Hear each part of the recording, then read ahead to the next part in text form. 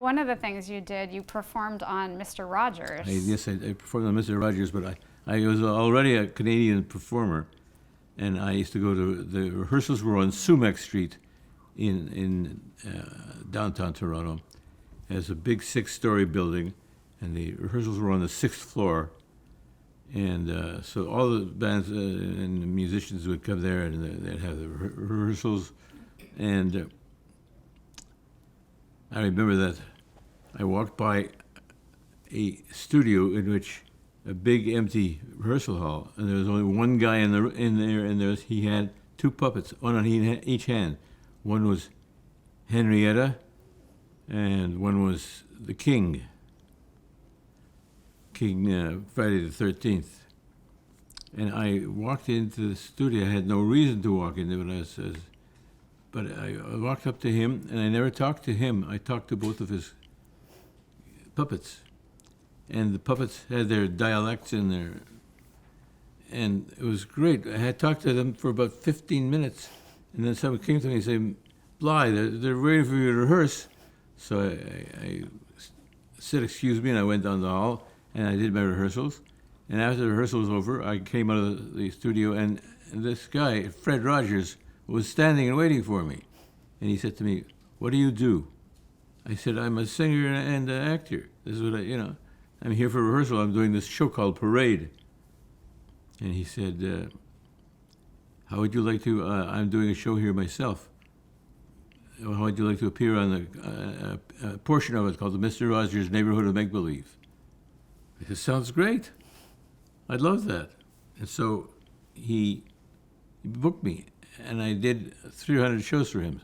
Wow. He was on 5 days a week, and it was great. He was wonderful. The shows were great. The music was terrific.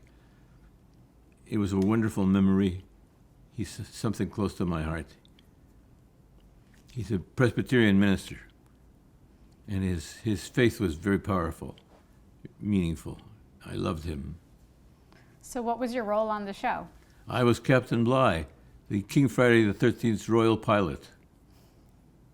And I used to go on assignments for him. He'd say, find me love. Could you find out what love is? Could you bring can you bring it to me, your love? I said, I'll find it. I think I'll ask for it. And I sent assignments all over the world.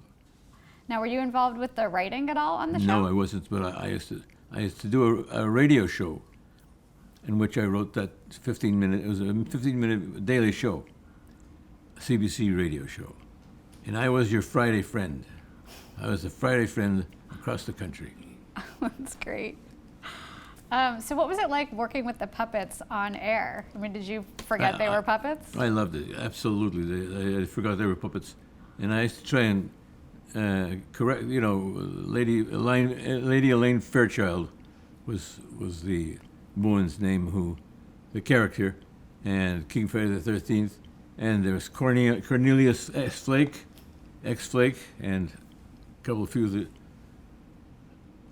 I'm being attacked by a fly here. No, he seems to be circling. Yes. What was was there a lot of rehearsal for that show, or was it kind of more ad-libbed or fully scripted? No, he would allow me to ad-lib. He kept everybody else very scripted, and I would ad-lib inside of the framework of, I knew what he wanted to do and what he wanted to say, and he had really psychologically important things to say, and I knew that I would get the message across. So there were kind of themes and lessons to learn. Absolutely. I learned from them too. Mm-hmm. What do you think you learned from working with him? I learned how to be patient with people, how to understand people, how to communicate with people. I really did. I mean, it was such a miracle. It was a great experience for me.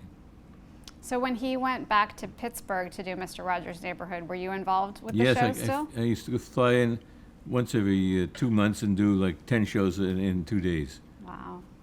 What do you think Fred Rogers' legacy in television is?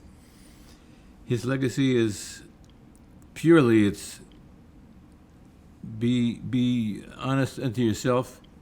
And when he went to explain why he was doing this show, and he had some very people who really did not like him, did not like what he was doing, didn't understand what he was doing, and they got so convinced by him. He said, the one guy, I can't remember, a member of parliament, said, I think he was a congressman, he said, "Mr. Rogers, you have proven to me that you're absolutely into this concept, and I'll agree to a $20 million grant to you." And it was amazing. Yeah, he stood up for public funding. Absolutely.